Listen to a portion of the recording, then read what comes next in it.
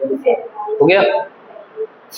चलो आज हम लोग एक चीज देखेंगे, सबसे पहले बैंक मनी, है ना, और उसके बाद देखेंगे मनी सप्लाई।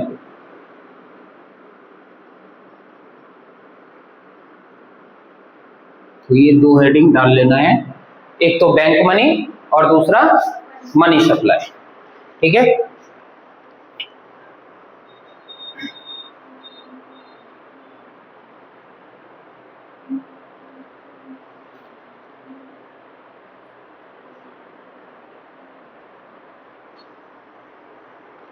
ठीक है। तो बैंक मनी क्या होता है? जितने भी डिमांड डिपॉजिट, अब कमर्शियल बैंक होता है तो कमर्शियल बैंक का क्या है, प्राइमरी फंक्शन होता है एक्सेप्टिंग डिपॉजिट।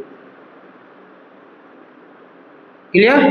ये जो एक्सेप्टिंग डिपॉजिट होता है, ये डिपॉजिट में एक टाइप्स होता है डिमांड डिपॉजिट का, डिमांड डिपॉजिट। अब ये डिमांड डिपॉजिट क्या होता है? तो जितने भी पैसा हम करेंट अकाउंट में और सेविंग अकाउंट में जमा करते हैं, सेविंग अकाउंट किसके लिए होता है? इंडिविजुअल के लिए, और करेंट अकाउंट किसके लिए होगा? बिजनेस के लिए, है ना। किसी बिजनेस के नाम से अगर हम करेंट अकाउंट ओपन करवाते हैं तो वो कौन सा अकाउंट ओपन होगा? करेंट अकाउंट, है ना। जैसे इस इंस्टीट्यूट के नाम से अगर हम अकाउंट ओपन करवाएं तो वो कौन सा अकाउंट होगा? Current account. और अगर हम किसी इंडिविजुअल, हम अपने नाम से ओपन करवाएं या तुम लोग अपने नाम से ओपन करवाओगे तो कौन सा होगा? Saving account. इन दोनों को डिमांड डिपॉजिट कहा जाता है। डिमांड डिपॉजिट क्यों कहा जाता है? क्योंकि इन दोनों में से 24/7 आप कभी भी पैसे डिमांड कर सकते हो बैंक से, है ना। इस अकाउंट में जो भी डिपॉजिट की जाती है उसका 24/7 आप कभी भी उस बैंक अकाउंट से पैसे आप क्या कर सकते हो? विड्रॉ कर सकते हो। दूसरा कि इन अकाउंट के अगेंस्ट में बैंक आपको चेक भी इशू करती है, ताकि आप चेक के थ्रू क्या कर सके? पेमेंट कर सके किसी को। तो इसको चेकेबल डिपॉजिट, डिमांड डिपॉजिट दोनों कहेंगे, है ना। तो इसी को कहेंगे, जितना भी एक बैंक, जितना भी ये डिमांड डिपॉजिट में जितना भी करेंसी एक्सेप्ट करती है उसको हम क्या कहेंगे? Bank money. ठीक है, बैंक के अंदर इन दोनों अकाउंट में जितने भी पैसा पड़े हुए हैं लोगों का, वो क्या कहलाएगा? Bank money. ध्यान रखना कि bank money non legal tender money होता है ना। बैंक मनी क्या होगा? नॉन लीगल टेंडर मनी होगा। ठीक है, या फिर इसे हम ऑप्शनल मनी भी कहेंगे। तो बैंक मनी क्या होगा? नॉन लीगल टेंडर और ऑप्शनल मनी।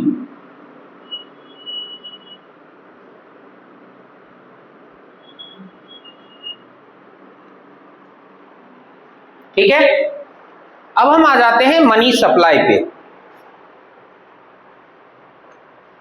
मनी सप्लाई क्या होता है ये लिख लिए, फटाफट लिखो।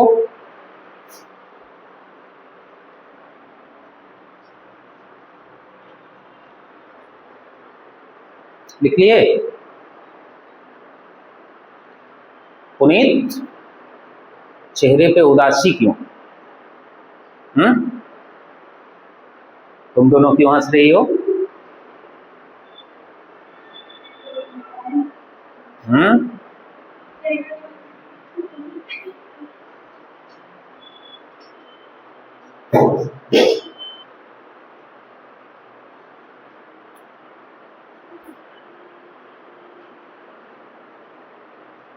हो गया।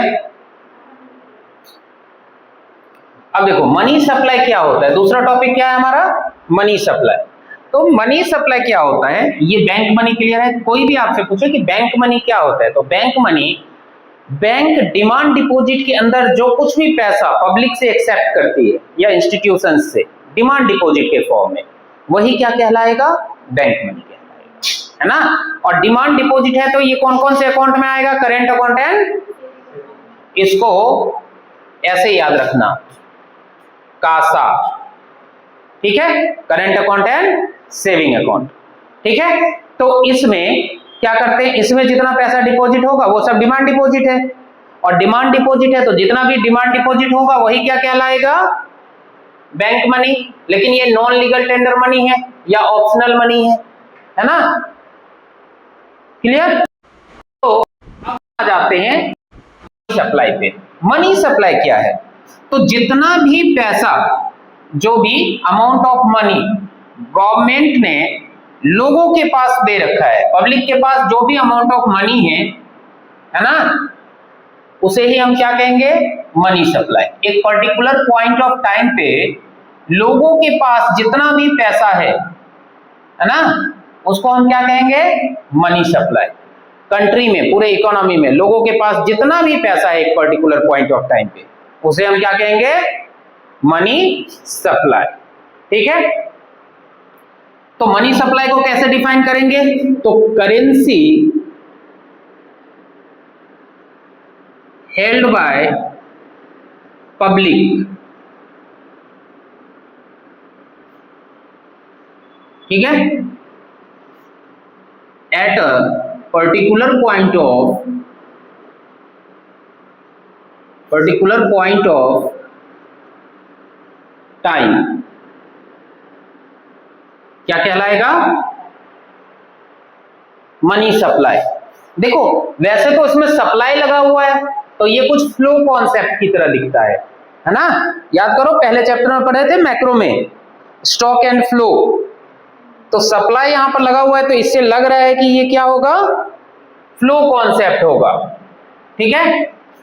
यहां पर टोटल करेंसी भी लिख सकते हो, लेकिन ये क्या है, देखो at a particular point of time आ गया, इसका मतलब ये कौन सा कॉन्सेप्ट होगा, स्टॉक कॉन्सेप्ट। कौन सा कॉन्सेप्ट है, स्टॉक कॉन्सेप्ट। क्या होता है,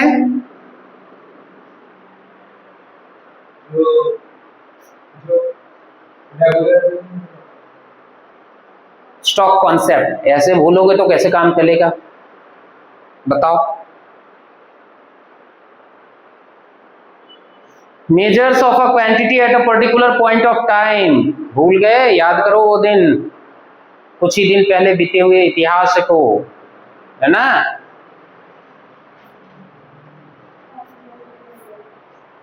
ठीक है, तो ये होगा क्या, मनी सप्लाई, ठीक है। तो मनी सप्लाई क्या है, एक स्टॉक कॉन्सेप्ट है, और स्टॉक कॉन्सेप्ट है दूसरा कि मनी सप्लायर के पास जितना भी पैसा है उसको कभी हम मनी सप्लाई में कंसीडर नहीं करेंगे, सप्लायर के पास। अब सप्लायर कौन कौन है ये भी देखना है कि भैया सप्लायर कौन कौन है ना। तो सप्लायर कौन है, एक तो गवर्नमेंट स्वयं, है ना, एक तो ये हो गए खुद, दूसरा कमर्शियल बैंक,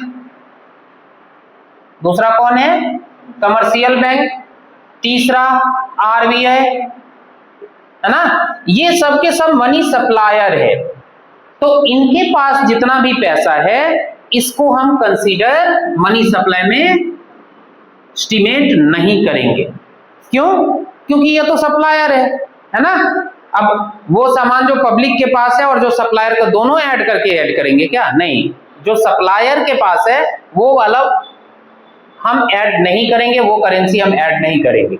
मनी सप्लाई का मतलब कि लोगों के पास जितना पैसा है ना, लोगों के पास जो कुछ भी पैसा है, करेंसी जितना लोगों ने हेल्ड कर रखा है eight a particular point of time, उसी को हम क्या कहेंगे, मनी सप्लाई। क्लियर है, मनी सप्लाई क्लियर है ना। तो मनी हेल्ड बाय पब्लिक,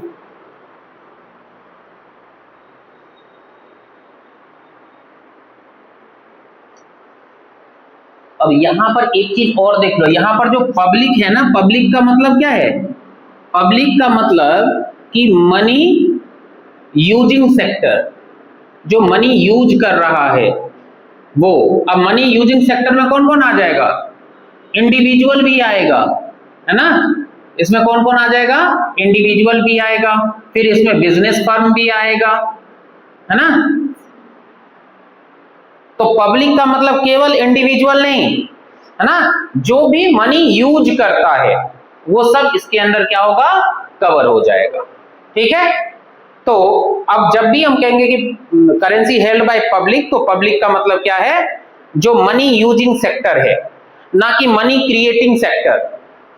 तो money supply does not estimate money creating sector या does not include money creating sector, है ना। अब हम देखेंगे कि कंपोनेंट्स ऑफ मनी सप्लाई क्या क्या होगा। कंपोनेंट्स ऑफ मनी सप्लाई, यहां तक क्लियर है? तो मनी सप्लाई हम किसको कहेंगे? Currency held by public at a particular point of time, किसी भी निश्चित समय पर, है ना, लोगों के पास जितना पैसा होता है उसी को हम क्या कहेंगे? Money supply. ठीक है। पब्लिक के पास मतलब पब्लिक मनी यूजिंग सेक्टर जितने भी हैं ये सब। अब हम देखेंगे components of money supply. Components of money supply. तो कंपोनेंट्स ऑफ मनी सप्लाई में हम क्या क्या लेंगे? दो तरीके से, दो कंपोनेंट्स होगा। एक तो हमने देखा क्या? Currency with public, currency with public मतलब लोगों के पास जितना पैसा है, ठीक है, वो। और दूसरा demand deposit, demand deposit with bank, bank में हमने अपने अकाउंट में जितना पैसा रख रखा है वो भी, है ना, यानी बैंक मनी। डिमांड डिपॉजिट को ही हम क्या कहेंगे? Bank money. अभी अभी हमने पढ़ा डिमांड डिपॉजिट को क्या कहेंगे? Bank money.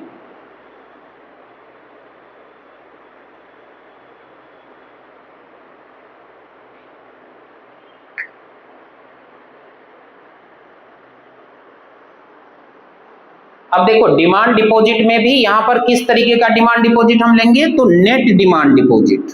कौन सा? Net demand deposit. Net demand deposit अभी क्या होता है हम समझेंगे। नेट डिमांड डिपॉजिट का मतलब है कि बैंक ने जितना भी डिमांड, सपोज कि ये बैंक है तो बैंक ने जितना भी डिमांड डिपॉजिट पब्लिक से लिया है, पब्लिक से जो भी बैंक के अंदर डिपॉजिट हुआ है ना, केवल वही पैसा यहां पर हम कंसीडर करेंगे। अब इसमें होता क्या है कि इंटर बैंक डिपॉजिट भी होता है। इंटर बैंक डिमांड डिपॉजिट में और क्या आता है? Inter bank deposit. तो जो पब्लिक का डिपॉजिट है ना, उसमें से जब हम इंटर बैंक डिपॉजिट को क्या कर देंगे? माइनस कर देंगे, तो क्या आ जाएगा? Net demand deposit. क्या आ जाएगा? किसी बैंक के बिहाफ पर अगर बैंक ने क्या कर रखा है?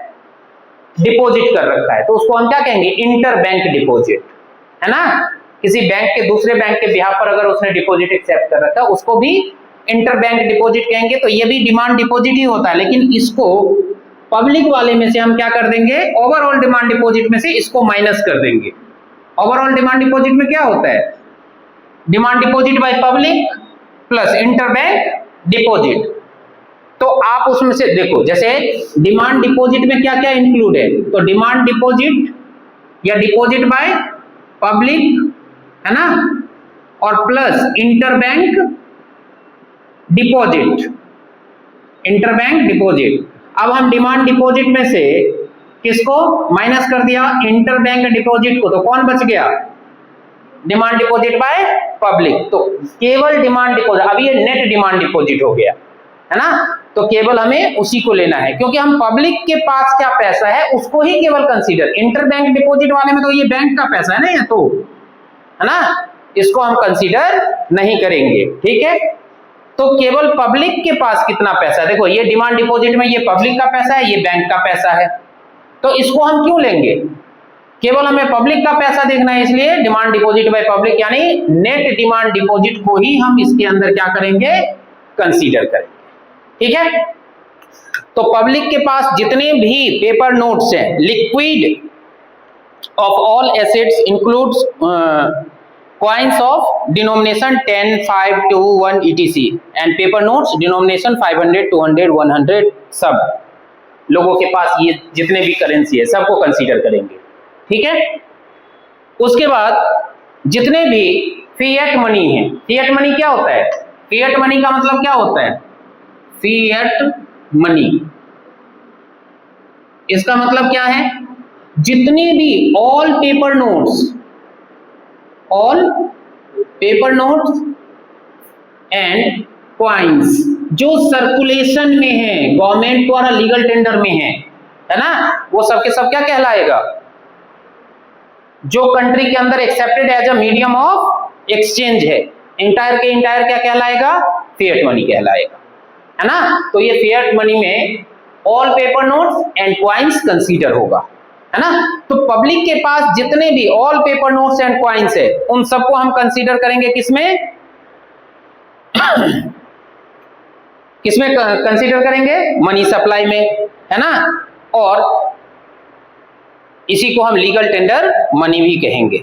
दूसरा डिमांड डिपॉजिट, तो डिमांड डिपॉजिट में क्या आएगा? जो भी बैंक मनी है वो, है ना, और जिसको हम इन कैश कर सकते हैं चेक इशू करके, है ना। अब देखो ये डिमांड डिपॉजिट है, कासा अकाउंट में मैंने क्या बताया? जितना भी है उसको हम इन कैश कर सकते हैं, इन कैश कर सकते हैं किसके थ्रू? चेक वगैरह के थ्रू, है ना। वैसे भी इन कैश कर सकते हैं, इसको भी हम कंसीडर करेंगे। लेकिन ये ध्यान में रखना है कि आपको मनी सप्लाई के अंदर केवल नेट डिमांड डिपॉजिट को क्या करना है?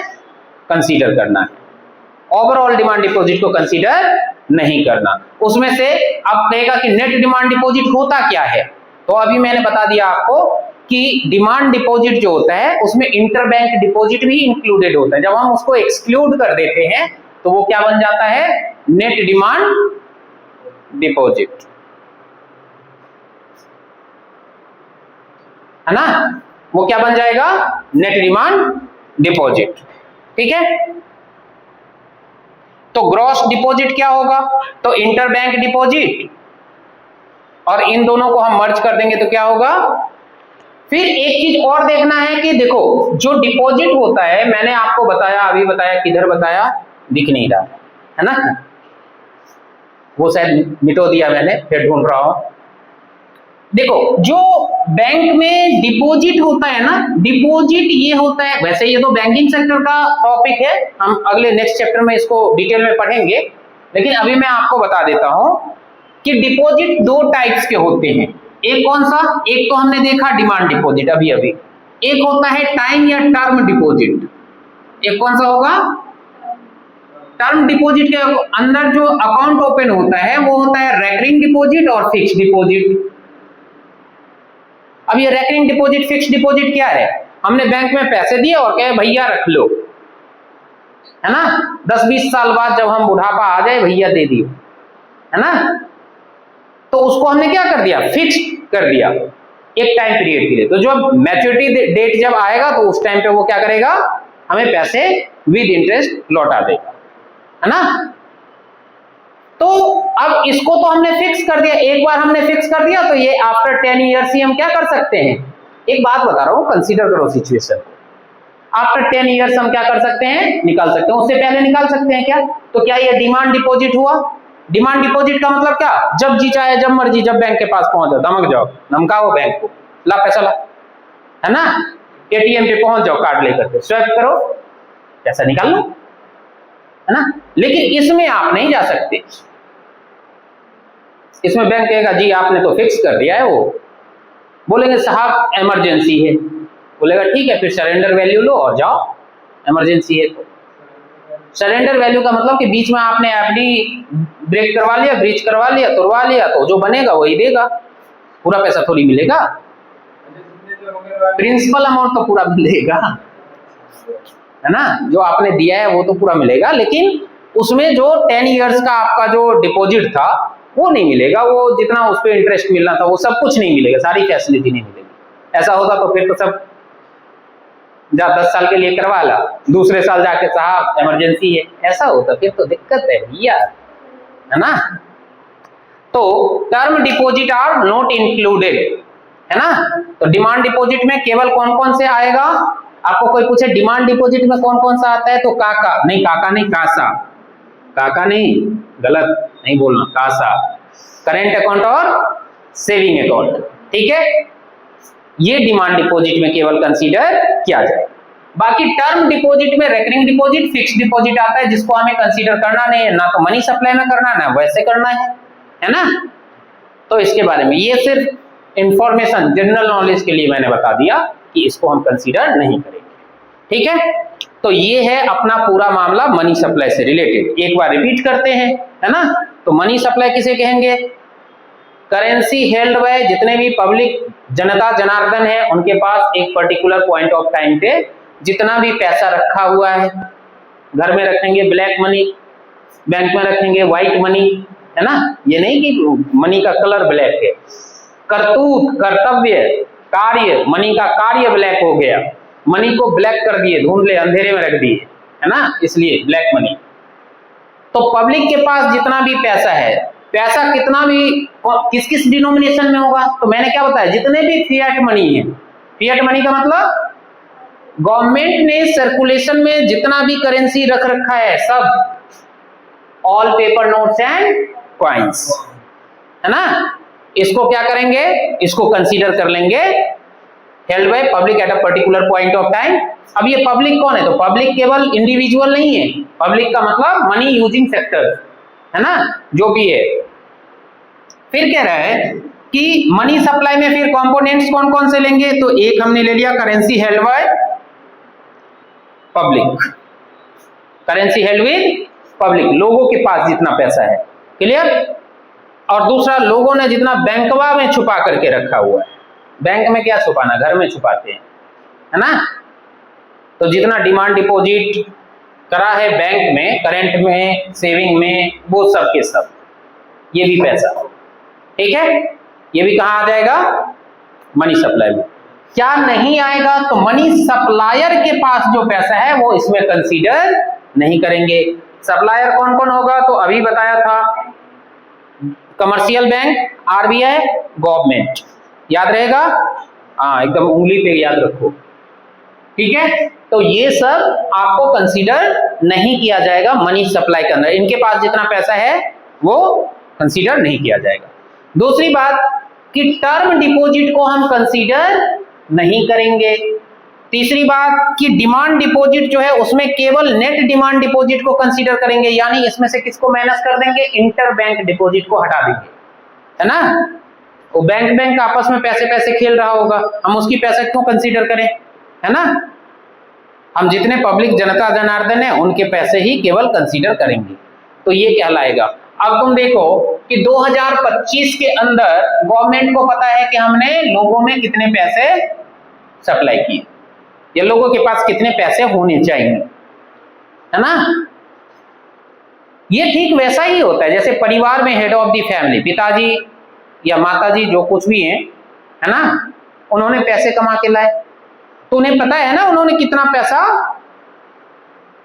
अर्न किया और उन्होंने किस किस को पैसे दिए, वो सारे पैसे अगर जोड़ लेंगे तो क्या उन्हें दिखेगा, फैमिली इनकम, है ना।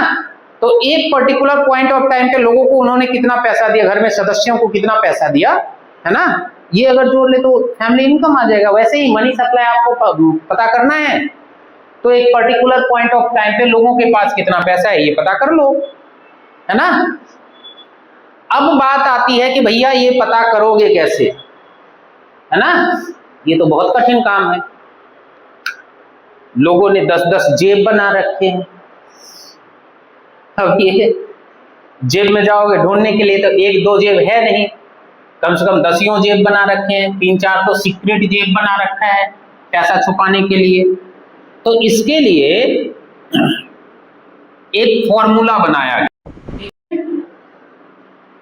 फॉर्मूला क्या बनाया गया, फॉर्मूला बनाया और ट्रैक करने के लिए, है ना, कि भैया मनी सप्लाई कितना हुआ है, इसको अगर आपको जानना है तो इसके फॉर्मूले हैं 4, है ना। कौन कौन से फॉर्मूले हैं? तो money supply formula 1, money supply formula 2, money supply formula. तो इसको सबसे पहले हम लिखेंगे मेजरमेंट ऑफ मनी सप्लाई, यही लिखेंगे ना? जोर से बोलो, मुझे लगा जय माता दी बोलोगे, है ना? Measurement of money supply. तो सबसे पहले इसमें देखेंगे कि मनी सप्लाई में क्या क्या हम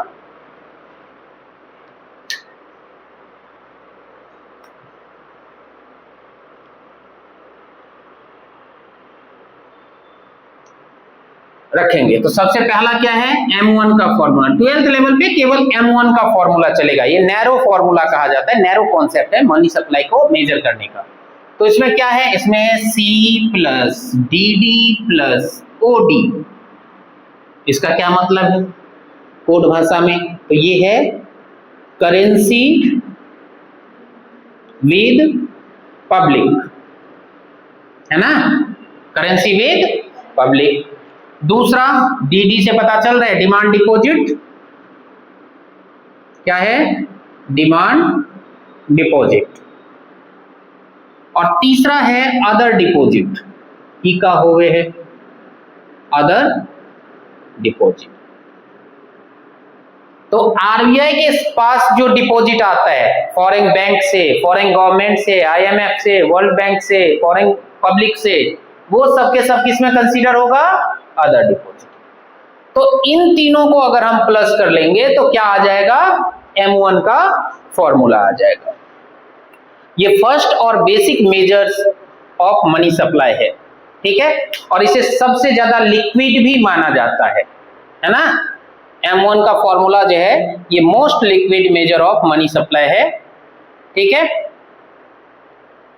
अब हम देखेंगे M2 का। तो M2 का फॉर्मूला है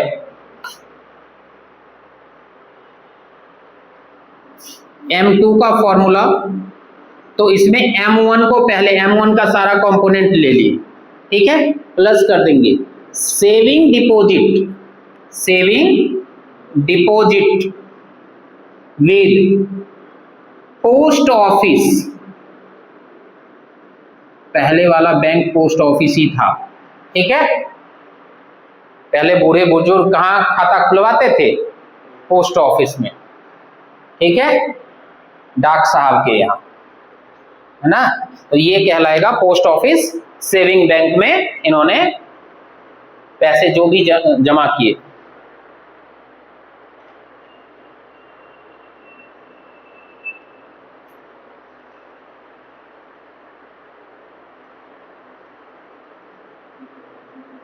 ठीक है? तो इसमें M1 तो हमने कवर कर ही लिया। अब देखो इससे थोड़ा सा वाइडर कॉन्सेप्ट है ना? और इसमें saving deposit with post office saving bank, ऐसे हम लिख सकते हैं पोस्ट ऑफिस सेविंग बैंक। इसमें जो पैसा हम लगाते हैं इसको डिमांड डिपॉजिट नहीं कहते, है ना? ये भी ध्यान रखना। तो ये थोड़ा सा इससे वाइडर कॉन्सेप्ट है। अब आ जाओ M3 पे। तो M3 में क्या सब आएगा? तो M3 में आएगा M1 plus net time deposit with bank, है ना? Net time deposit with bank. और उसके बाद आएगा M4। इसके बाद एक और फॉर्मूला क्या आएगा? M4। तो इसमें M3 को ले लीजिए। M3 के बाद इसमें ऐड कर दीजिए, प्लस कीजिए total deposit with post office saving bank. इसमें एक्सक्लूड क्या रहेगा? Excluded NSC national saving certificate, जो कि एक गवर्नमेंट बॉन्ड्स है ना, उसको एक्सक्लूड कर देंगे। तो ये बन जाएगा आपका M4, ठीक है?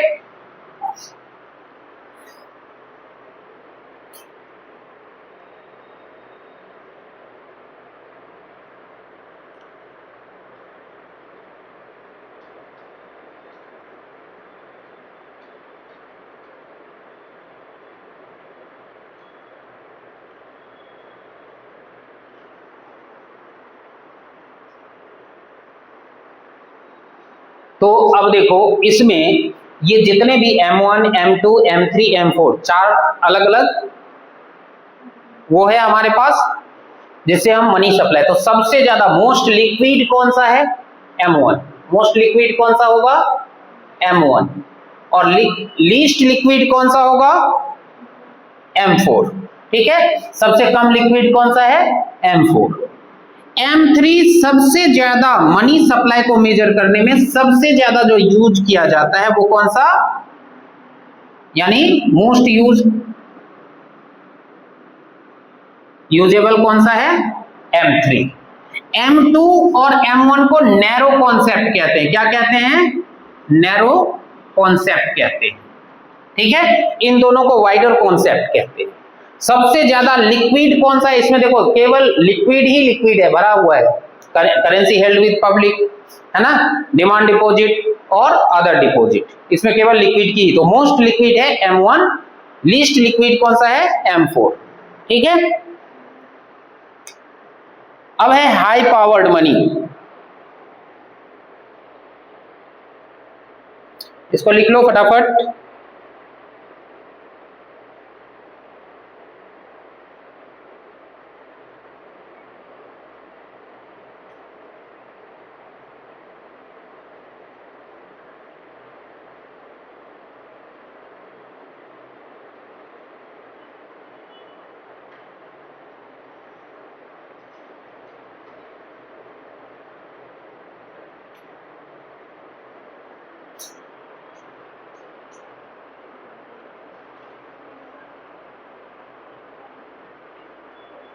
ठीक है, लिख लिए? जल्दी लिखो। हाथ को क्या कहते हैं उसको? एनर्जी ड्रिंक पिलाओ। हो गया? ये क्या बना रहे? मैं खुद धोखे में हूं, लिख रही है ना। चलो, मेजरमेंट ऑफ मनी सप्लाई में हमने क्या क्या देखा? M1 12th लेवल पर ऐसा कहा जाता है कि M1 के बारे में केवल आप पढ़ लीजिए, है ना।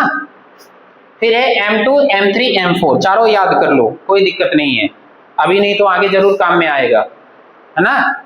नॉलेज वेस्ट नहीं जाता है ना, कभी सिर्फ नॉलेज भुला दिया जाता है ना, लेकिन वेस्ट नहीं जाता। इसको हटाते हैं, है ना, इसका काम हो गया। तो मेजरमेंट ऑफ मनी सप्लाई भी आप लोगों ने देख लिया, अच्छी बात है। अब आ जाते हैं इस पे, हाई पावर्ड मनी पे। ठीक है,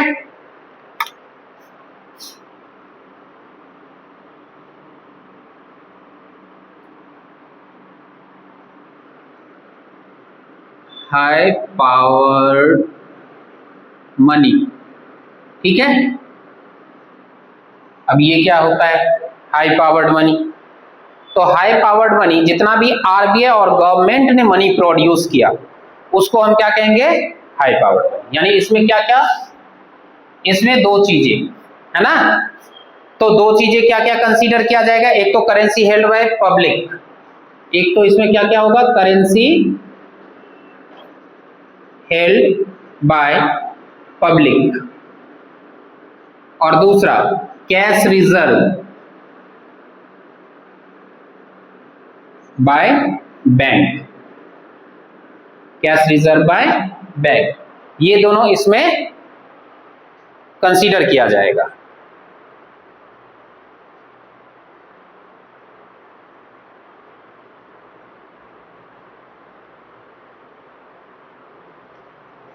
ठीक है, तो हाई पावर्ड मनी जो आरबीआई और गवर्नमेंट ने प्रोड्यूस किया, तो अब हम देखेंगे कि मनी और हाई पावर्ड मनी में क्या अंतर है।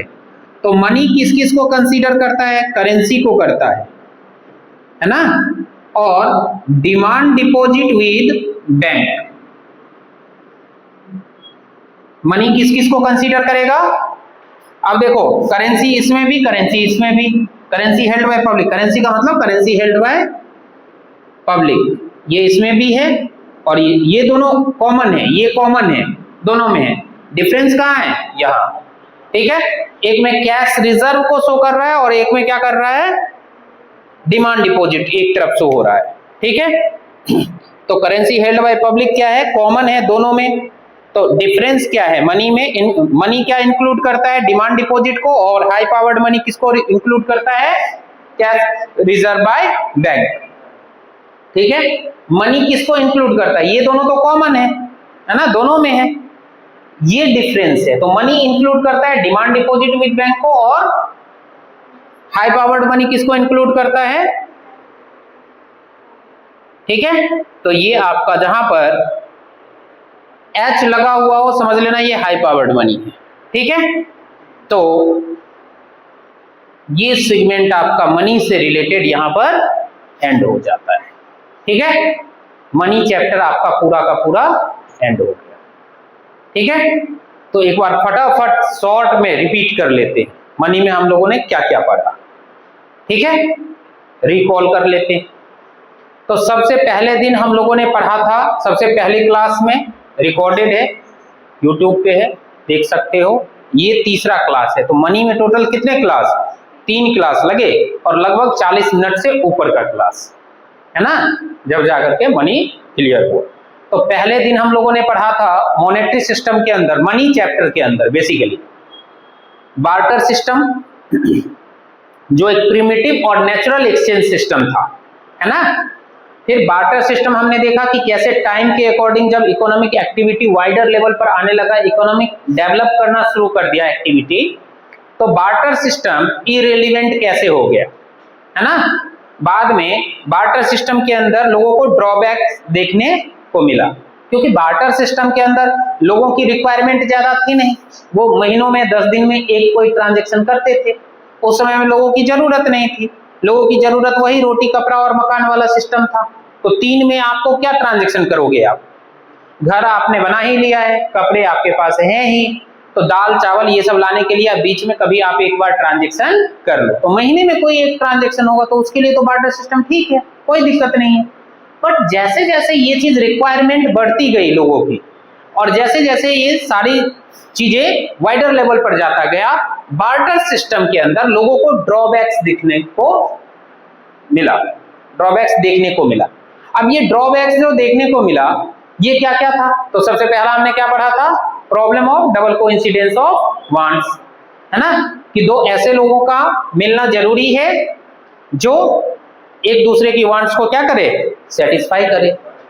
अब ऐसे तो रामलाल चावल लेकर के निकला, और निकला गया गया ही रह गया, आया ही नहीं लौट के, क्योंकि उसे गेहूं वाला मिला नहीं, है ना।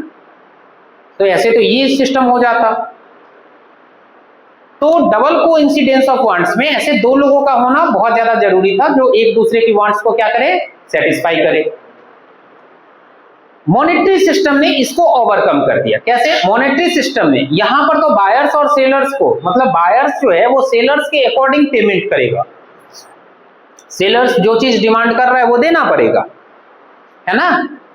कुछ कुछ ऐसा दिखता है कि दोनों पार्टी ए और बी में अगर ट्रांजेक्शन होता तो बार्टर सिस्टम में दोनों बायर्स और सेलर्स दोनों होते, है ना। जो सेलर है वो बायर भी होता, जो बायर है वो सेलर भी होता, दोनों ही होते, है ना। तो वहां पर क्या था कि जो सामने वाला डिमांड कर रहा है आप उसके अकॉर्डिंग क्या करेंगे, उसको जो कुछ भी डिमांड कर रहा है वो आपको देना होगा।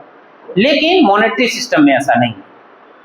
तो मॉनेटरी सिस्टम में क्या आया, एक कॉमन कमोडिटी आया जो जनरली एक्सेप्टेबल है ना, जो लीगली एक्सेप्टेबल होता है as a medium of exchange.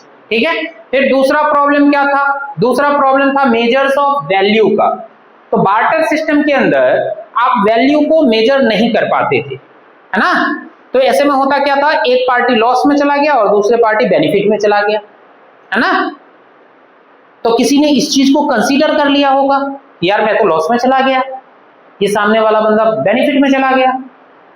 उसने सोचा होगा कि कोई ऐसा कॉमन चीज होता जिससे हम इस प्रोडक्ट की वैल्यू मेजर कर पाते, है ना, यूनिट की वैल्यू को मेजर कर पाते, कुछ ऐसा होता सिस्टम हमारे पास। तो उसको मनी ने फिर क्या कर दिया, ओवरकम।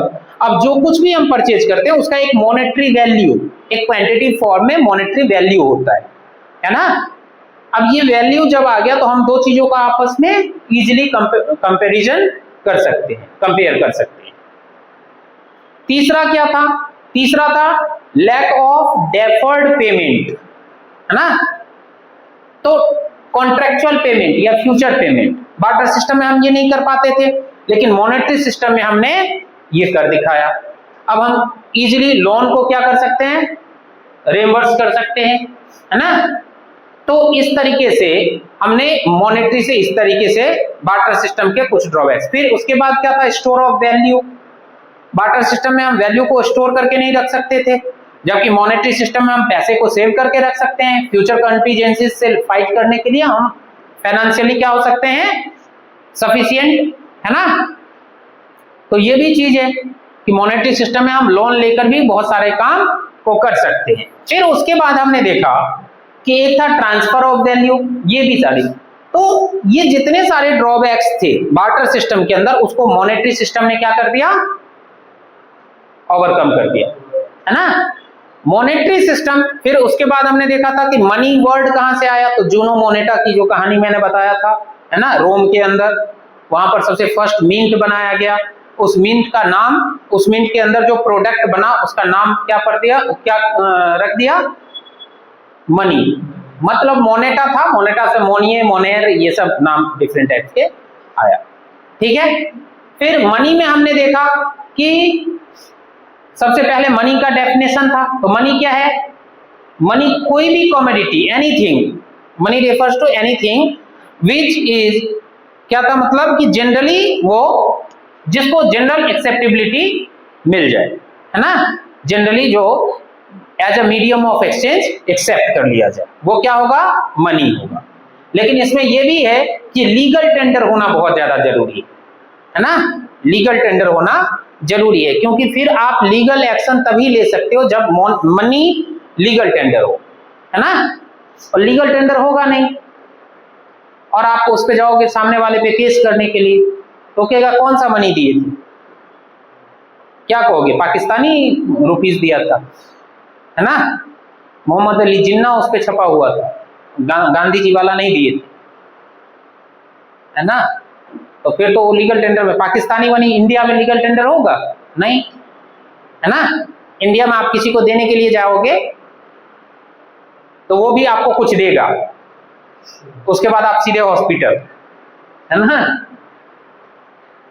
तो आप इंडिया में ये काम नहीं कर सकते। दूसरे देश की करेंसी, मान लो डॉलर ही है, इंडिया में वो लीगल टेंडर नहीं है। आप किसी पान दुकानदार को जाकर के जो डॉलर दे दो, दे रहे हो, है ना। गांधी जी की जगह को कोई और ही बाल वाला दिख रहा है ना। डॉलर पे भी एक बाल वाले का वो है ना। तो कहेगा वो अलग ही है। तो लीगल टेंडर नहीं है। अगर डॉलर यहां एक्सेप्ट नहीं करेगा तो आप उस पर केस नहीं करेंगे, साहब मैं तो डॉलर दे रहा हूं, मनी से ज्यादा पावरफुल करेंसी दे रहा हूं, ये बंदा ले ही नहीं रहा है ना, इस पे केस कर दो। ऐसा नहीं हो सकता। लीगल टेंडर जो होगा वो विद इन द कंट्री, जो डोमेस्टिक करेंसी है वही केवल होगा, है ना। उसके बाद क्या कह रहा है? तो लीगल टेंडर होना जरूरी था। लीगल टेंडर में हमने देखा कि अच्छा एक चीज और इसमें हम देखेंगे, एक चीज शायद हम लोगों का छूट गया, जो शायद बुक के कंटेंट से आउट ऑफ है, खास तौर पे इस पे एक चीज अभी याद आ गया, उसको भी लिख लो, है ना। ये टाइप्स ऑफ मनी, है ना, टाइप्स ऑफ मनी। इसमें क्या होगा? तो इसमें होगा एक फिएट मनी, है ना, दूसरा फिड्यूशियरी मनी, ये काल्पनिक मुद्रा यानी इमेजिनरी मनी होता है। फिर एक होगा क्रेडिट मनी,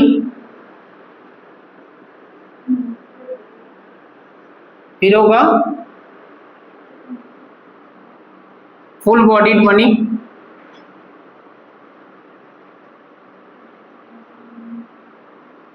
ठीक है, ये होगा, ठीक है। ये टाइप्स ऑफ मनी भी है। इसमें फिएट मनी में क्या आएगा? All paper notes, all paper notes and coins, ये फिएट मनी में आएगा, ठीक है, ये लीगल टेंडर मनी होगा। फिड्यूशियरी मनी का मतलब क्या है? लीगल टेंडर नहीं है, ये मनी नहीं है, ये मनी के बिहाफ पे काम करता है, on trust, on mutual trust. जैसे चेक हो गया, डिमांड ड्राफ्ट हो गया, बिल्स ऑफ एक्सचेंज हो गया, है ना, प्रॉमिसरी नोट हो गया, ये सब के सब क्या होगा? Fiduciary money. ये मनी नहीं है, लेकिन ये मनी के बिहाफ पर काम करता है। तीसरा है क्रेडिट मनी, तो जिसका commodity value less than market value या फेस वैल्यू, उसको हम क्या कहेंगे? Credit money. ठीक है, जैसे 500 का नोट क्या है? 500 का नोट, ये देखो एक पेपर है, इस पे गवर्नमेंट ने कितना इंजेक्ट किया, कितने वैल्यू को इसमें इंजेक्ट कर दिया? 500। इसका कमोडिटी वैल्यू क्या है? पुराने वाले 500 को जब बंद किया गया, है ना, तो उसका वैल्यू क्या रह गया? 0, है ना। उसका वैल्यू, उस पेपर में लोग देखे ना क्या क्या कर रहे थे, कोई कुछ उसमें भेलपूरी खा रहा था, है ना, कोई पान लपेट के खा रहा है ना। तो क्योंकि उसमें से लीगल टेंडर जो वैल्यू था उसको गवर्नमेंट ने क्या कर लिया? विड्रॉल कर लिया, तो उसकी वैल्यू सिर्फ एक पेपर की तरह हो गया, है ना। तो इसे ही कहेंगे क्रेडिट मनी, जिसमें ज्यादा बढ़ा चढ़ा करके वैल्यू गवर्नमेंट ने क्या कर दिया?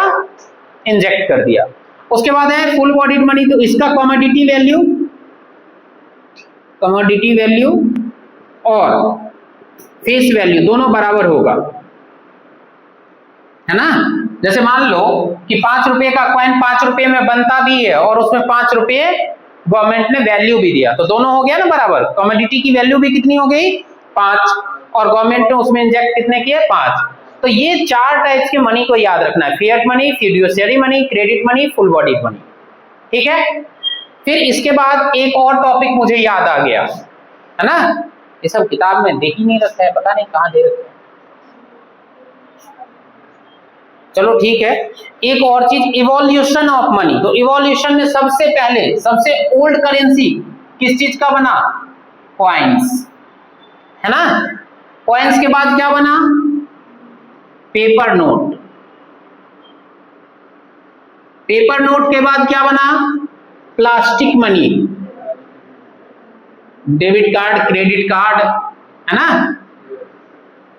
प्लास्टिक मनी के बाद बना ई मनी, इलेक्ट्रॉनिक मुद्रा या डिजिटल मनी। ठीक है, हम लोग अभी यहां चल रहे हैं। तो कॉइन्स देखो, कॉइन्स में भारी अमाउंट हम किसी को पे कर सकते हैं। मान लो कॉइन्स में किसी ने कहा 1 करोड़ रुपए दे दो, तो बोलेंगे ट्रक भेज दो, है ना, क्योंकि 1 करोड़ अगर कॉइन्स में हम किसी को पेमेंट करने जाए तो 3-4 बोरी भर के 10 क्विंटल होगा, है ना? तो कॉइन्स, इसलिए कॉइन्स, फिर कॉइन्स जो है ये प्रीशियस मेटल में बनता था, गोल्ड, सिल्वर। तो लोगों ने जब देखा कि गोल्ड, सिल्वर ये कलर फेड नहीं होता है, ये ज्वेलरी के लिए सबसे ज्यादा अच्छा है, ऑर्नामेंट्स बनाएंगे, तो लोगों ने सिक्का ही चोरी करना शुरू कर दिया। अब सोचो आज की डेट में तुम्हारे पास गोल्ड कॉइन आ जाए, तुम अपने पास से चाहोगे कि ये मैं किसी दुकानदार को दूं, है ना। लोगों ने चोरी करना, सिल्वर चोरी करना, तो गवर्नमेंट ने फिर सोचा यार सारा गोल्ड और सिल्वर सारा चोरी हो जाएगा, है ना। तो इन्होंने क्या कर दिया, ब्रॉन्ज के, कॉपर के, इन सब के बनाने लग गए, है ना। फिर उसके बाद पेपर नोट लाया गया। तो पहले जो पेपर नोट इंडिया में बनता था A4 सीट पे, है ना, अब ये इसमें ज्यादा करेंसी लेकर के जाएंगे A4 सीट में, तो वो क्या होगा, वैसे ही दिखेगा। तो फिर कोई रामपुरी दिखा कर ले जाएगा, कहेगा आपको भारी लग रहा है, मैं मुझे दे दो। तो इसको एक स्टैंडर्ड साइज में कन्वर्ट किया गया। फिर इसमें भी देखा कि काफी करप्शन वगैरह ये सब चल रहा है, तो क्या लाया गया, प्लास्टिक मनी। प्लास्टिक मनी क्या, डेबिट कार्ड, क्रेडिट कार्ड, ये सब, है ना। और प्लास्टिक मनी के बाद इसमें भी है, अब देखो एटीएम में स्वाइप करने के लिए जाएंगे, है ना। अब ऐसा थोड़ी है, यहां जो चोर था वो यहां एडवांस हो गया, है ना। तो वहां पर भी वो क्या कर रहा है, प्लास्टिक मनी आप स्वाइप कर लो, वहां पर आपके कोड कैसे ना कैसे करके रिकॉर्ड कर लेगा।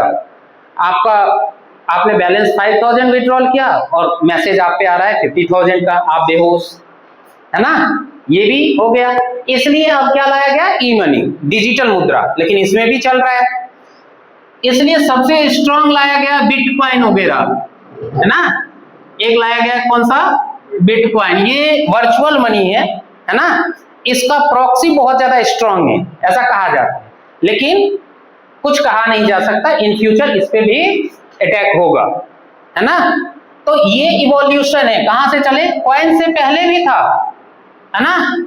सी स्नेल वगैरह देखे, कौड़ी वगैरह जिसे कहते हैं, छोटा छोटा सा होता है, कौड़ी देखे, कहते हैं ना फूटी कौड़ी नहीं है जेब में, पहले वो सब चलता था मुद्रा में, है ना। तो इससे पहले भी है, लेकिन हम लोग यहां से स्टार्ट होते हैं, ज्यादा पीछे नहीं जाएंगे। तो कॉइन से क्या आया, पेपर नोट, पेपर नोट से प्लास्टिक मनी, प्लास्टिक मनी से ई मनी, डिजिटल मनी, ठीक है, fiat money, fiduciary money, credit money, full body money, ठीक है, ये हो गया। अब ये मनी चैप्टर आपका हो गया क्लोज, ठीक है। तो 3 क्लास में पूरा मनी चैप्टर क्लोज।